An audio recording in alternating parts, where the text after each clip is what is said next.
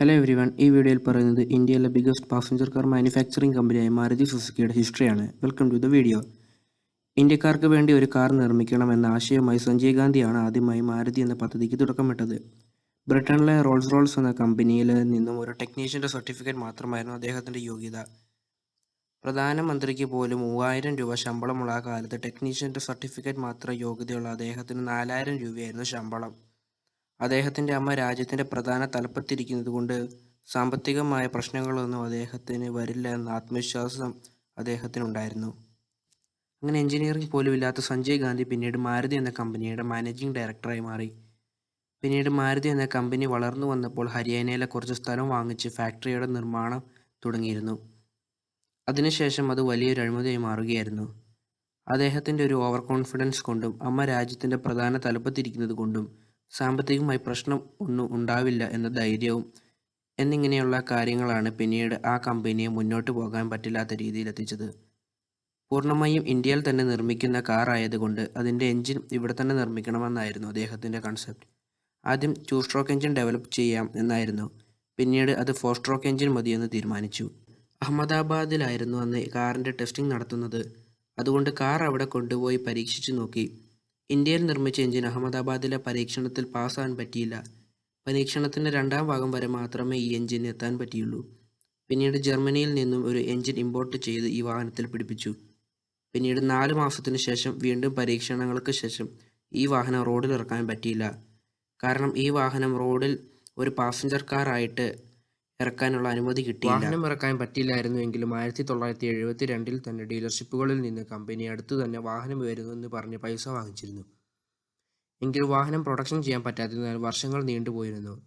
അതുകൊണ്ട് തന്നെ കാശ് ചോദിച്ചു ചെന്ന ഡീലർഷിപ്പുകളിലെ ആളുകളിൽ കുറച്ചു പേർ ജയിലിൽ പോയി. മറ്റുള്ളവർക്ക് കാശ് കിട്ടാതെ വന്നു. കാർ നിർമ്മാണത്തിൽ നിന്ന് തുടങ്ങി പിന്നീട് ട്രക്ക്, ബസ് ബോഡി, ട്രെയിൻ എന്നിവ ഈ കമ്പനി നിർമ്മിച്ചു തുടങ്ങിയിരുന്നു. എന്നാൽ എല്ലാം പരാജയപ്പെടുകയായിരുന്നു ചെയ്തത്. പിന്നീട് ഒരുപാട് കാശ് നശിപ്പിച്ചു എന്ന പേരിൽ ഒരുപാട് പ്രശ്നങ്ങൾ ഉണ്ടായെങ്കിലും കേസിൽ നിന്നെല്ലാം അദ്ദേഹം പുറത്തിറങ്ങിയിരുന്നു. അങ്ങനെ 1980-ൽ സഞ്ജയ് ഗാന്ധി മരണപ്പെട്ടു. അതിനുശേഷം അദ്ദേഹത്തിൻ്റെ അമ്മ ഇന്ദിരാഗാന്ധി ഇന്ത്യയിലെ പ്രധാനമന്ത്രിയായി വന്നു. അപ്പോഴാണ് മാരുതി എന്ന കമ്പനിയെ ഒന്ന് പൊടി തട്ടിയെടുക്കണമെന്നുള്ള ചിന്ത ഇന്ദിരാഗാന്ധിക്ക് വന്നത്. അതിനായി അത്രയും നാൾ ഇന്ത്യയിൽ പ്രശ്നങ്ങൾ ഉണ്ടാക്കിയ മാരുതി എന്ന കമ്പനിയെ ഇന്ദിരാഗാന്ധി 1981 മാരുതി ഉദ്योग ലിമിറ്റഡ് എന്ന പൊതുമേഖലാ സ്ഥാപനമാക്കി മാറ്റി. എങ്കിലും പ്രശ്നങ്ങൾ തീർന്നില്ലായിരുന്നു. കാരണം ഏത് കാർ നിർമ്മിക്കും, ഏത് ബോഡി സ്റ്റൈലിൽ നിർമ്മിക്കും, ഏതെങ്കിലും കമ്പനിയുമായി ടൈപ്പിൽ അല്ലെങ്കിൽ പാർട്ട്ണർഷിപ്പിൽ ഏർപ്പെടണോ, എങ്ങനെയാണ് മുന്നോട്ടുള്ള കാര്യങ്ങൾ, അങ്ങനെ ഒരുപാട് പ്രശ്നങ്ങളുണ്ടായിരുന്നു. അവസാനം കാർ നിർമ്മാണത്തിനായി വേറെ കമ്പനിയെ സമീപിക്കാൻ തീരുമാനിച്ച്. ആദ്യമായി നോക്കിയ company Peugeot, Renault, Fiat, Honda, Mitsubishi, Volkswagen എന്നിവയായിരുന്നു. ഒരു ഇന്ത്യൻ ഓട്ടോമൊബൈൽ കമ്പനിയുമായി ഒരു ധാരണയിലെത്താൻ ഈ കമ്പനികൾക്ക് പേടിയും മടിയുമായിരുന്നു. ആ സമയത്തായിരുന്നു 26% ഷെയറോട് കൂടി സുസുക്കി മാരുതിയുടെ പാർട്ട്ണറായത് 1982-ലായിരുന്നു. പിന്നീടുള്ള 2 വർഷത്തേക്ക് ജപ്പാനിൽ നിന്ന് 40,000 കംപ്ലീറ്റ്ലി ബിൽഡപ്പ് സുസുക്കി കാറുകൾ ഇമ്പോർട്ട് ചെയ്യാനുള്ള അനുമതി കിട്ടി. പിന്നീട് കാറിൻ്റെ വില കുറയ്ക്കാൻ 33% ഭാഗങ്ങളും ഇന്ത്യയിൽ തന്നെ നിർമ്മിക്കാൻ തുടങ്ങി. പിന്നീടുള്ള ആശങ്കകൾ അന്നത്തെ ഇന്ത്യൻ മാർക്കറ്റ് ചെറുതായതിനാൽ ലാർജ് പ്രൊഡക്ഷൻ ചെയ്യുമ്പോൾ ആളുകൾ കാർ വാങ്ങിക്കാൻ മടിക്കുമെന്നായിരുന്നു. അത് ഗവൺമെൻറ് പെട്രോൾ ടാക്സ് അഡ്ജസ്റ്റ് ചെയ്തും എക്സൈസ് ഡ്യൂട്ടി കുറച്ചുകൊണ്ടും സെയിൽസ് കൂട്ടി. 1983 ഡിസംബറോട് കൂടി ലോക്കൽ പ്രൊഡക്ഷൻ ആരംഭിച്ചു. ആദ്യത്തെ കാർ ഹർപാൽ സിംഗ് എന്ന ആൾക്കായിരുന്നു ലഭിച്ചത്. അന്നത്തെ പ്രധാനമന്ത്രിയായ ഇന്ദിരാഗാന്ധി ആയിരുന്നു താക്കോൽ കൊടുത്തത്. 2010-ൽ ഹർപാൽ സിംഗ് മരിച്ചെങ്കിലും ആ കുടുംബത്തിൻ്റെ കയ്യിൽ ഇപ്പോഴും ആ കാറുണ്ട്. 1983-ൽ ആദ്യ കാർ മാരുതി 800-ൻ്റെ എഞ്ചിനോട് കൂടി മാരുതി ഓമിനി റിലീസ് ചെയ്തു. അപ്പോൾ തന്നെ ഗാർഗണിലെ പ്ലാന്റിൻ്റെ കപ്പാസിറ്റി 40,000 യൂണിറ്റ്സ് ആയിരുന്നു.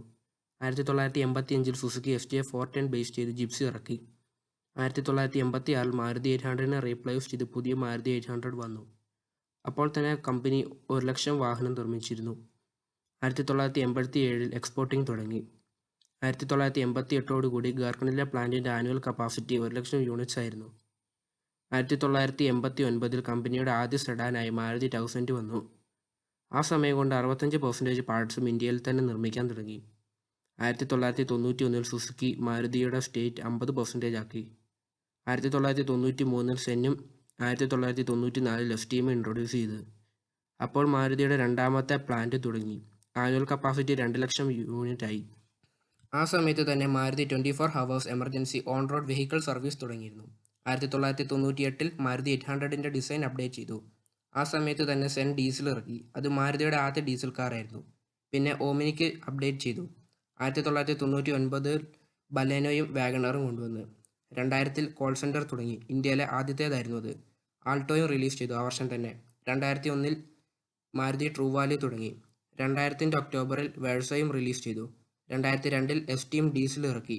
2 പുതിയ സബ്സിഡറീസും തുടങ്ങി. മാരുതി ഇൻഷുറൻസ് ഡിസ്ട്രിബ്യൂട്ടേഴ്സ് സർവീസും മാരുതി ഇൻഷുറൻസ് ബ്രോക്കേഴ്സ് ലിമിറ്റഡും. മാരുതിയിൽ സുസുക്കിയുടെ സ്റ്റേക്ക് 54.2% ആയി. 2003 സുസുക്കി ഗ്രാൻഡ് വിറ്റാർ ഇൻട്രൊഡ്യൂസ് ചെയ്തു. സെന്നും വാഗണാറും അപ്ഡേറ്റ് ചെയ്തു. ആ വർഷം തന്നെ മാരുതി സ്റ്റേറ്റ് ബാങ്ക് ഓഫ് ഇന്ത്യയുമായി പാർട്ണർഷിപ്പിലായി. 2004 ആൾട്ടോ മാരുതി 800നെ തോൽപ്പിച്ച് ഇന്ത്യയിലെ ബെസ്റ്റ് സെല്ലിംഗ് കാറായി മാറി. 2005 1.3 ലിറ്റർ സുസുക്കി സ്വിഫ്റ്റ് ഇറക്കി. 2006 മാരുതിയും സുസുക്കിയും അടുത്ത ജോയിന്റ് വെഞ്ചർ നടത്തി. Maruti Suzuki automobiles India. പുതിയ 2 മാനുഫാക്ചറിംഗ് പ്ലാന്റ് നിർമ്മിക്കാൻ. ഒന്ന് വാഹനങ്ങൾക്കും മറ്റേത് എഞ്ചിൻ നിർമ്മാണത്തിനും. അതിനുശേഷം BS3 വന്നു. കുറച്ച് മോഡലുകളും വന്നു. പിന്നെ BS4 വന്നു. പൊല്യൂഷൻ കുറഞ്ഞ വാഹനങ്ങൾ നിർമ്മിക്കാൻ തുടങ്ങി. 2015 നെക്സയും 2017 അരേനയും ഷോറൂം വന്നു. 2019 മാരുതി സുസുക്കി അനൗൺസ് ചെയ്തു ഏപ്രിൽ 1, 2020 ഡീസൽ കാറുകൾ പ്രൊഡക്ഷൻ നിർത്തുമെന്ന്. ഇങ്ങനെയൊക്കെയായിരുന്നു മാരുതി സുസുക്കിയുടെ ചരിത്രം. തെറ്റുകളുണ്ടെങ്കിൽ ക്ഷമിക്കുക. പറ്റുമെങ്കിൽ ഈ ചാനൽ സബ്സ്ക്രൈബ് ചെയ്യുക. ഒപ്പം നേരത്തെ അപ്ലോഡ് ചെയ്ത വീഡിയോസ് ഒന്ന് കണ്ടു നോക്കുക. നന്ദി. മാരുതി 800ൻ്റെ ഫസ്റ്റ് ജനറേഷൻ FS80 എന്ന മോഡൽ ജപ്പാനിലെ സുസുക്കി ആൾട്ടോ ആയിരുന്നു. സുസുക്കി ആൾട്ടോ ജപ്പാനിൽ 2 സ്ട്രോക്ക് എഞ്ചിനായിരുന്നു ഉപയോഗിച്ചുകൊണ്ടിരുന്നത്. എന്നാൽ എക്സ്പോർട്ട് ചെയ്യുന്ന മോഡലുകൾ മാത്രം 4 സ്ട്രോക്ക് എഞ്ചിനായിരുന്നു ഉപയോഗിച്ചുകൊണ്ടിരുന്നത്. ഇന്ത്യയിൽ ഇറങ്ങിയിരിക്കുന്ന സെക്കൻഡ് ജനറേഷൻ മുതലുള്ള മാരുതി 800 സുസുക്കി ആൾട്ടോയുടെ സെക്കൻഡ് ജനറേഷൻ ആണ്. അത് ചെറുതായിട്ട് മോഡിഫൈ ചെയ്ത് ഇറക്കിയിരിക്കുന്നതാണ്.